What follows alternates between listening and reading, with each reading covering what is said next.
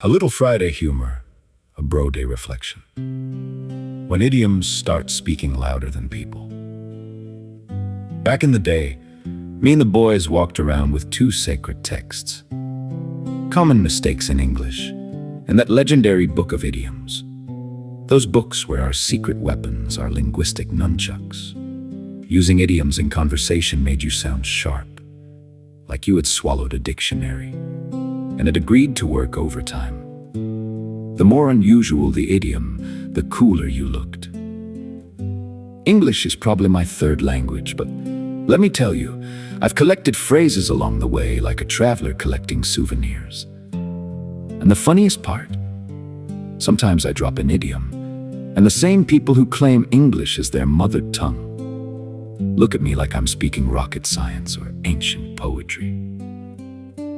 See, I learned more English from society than I ever learned in a classroom. Movies, conversations, books, radio, work, and life itself became my teachers. School taught me grammar. Society taught me survival. School said subject, verb, agreement. Society said fake it till you make it.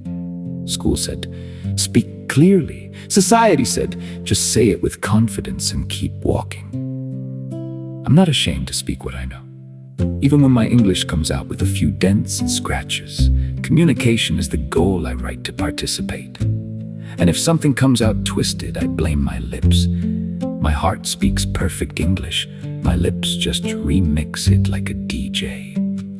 So today I found myself decoding the secret language of adults, otherwise known as idioms. I insisted that another day, another dollar is simply the universe's polite way of saying, congratulations, you're surviving. Then I argued it was also the perfect excuse for an extra coffee break. After a lengthy debate with myself, I agreed with myself. I also realized that being behind the 8 ball feels suspiciously like my email inbox. It's always there, quietly waiting, watching, judging, and somehow multiplying when I'm not looking. When someone says it's all water under the bridge, I nod wisely like an elder dispensing life lessons.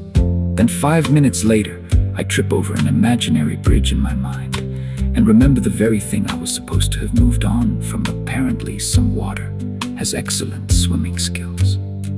I tested the waters carefully throughout the day, answered never been better, with professional levels of sarcasm, and officially nominated not too shabby as the most underrated compliment in the English language. The bottom line? Idioms make life more colorful.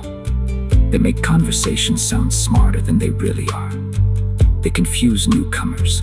They occasionally confuse the people using them.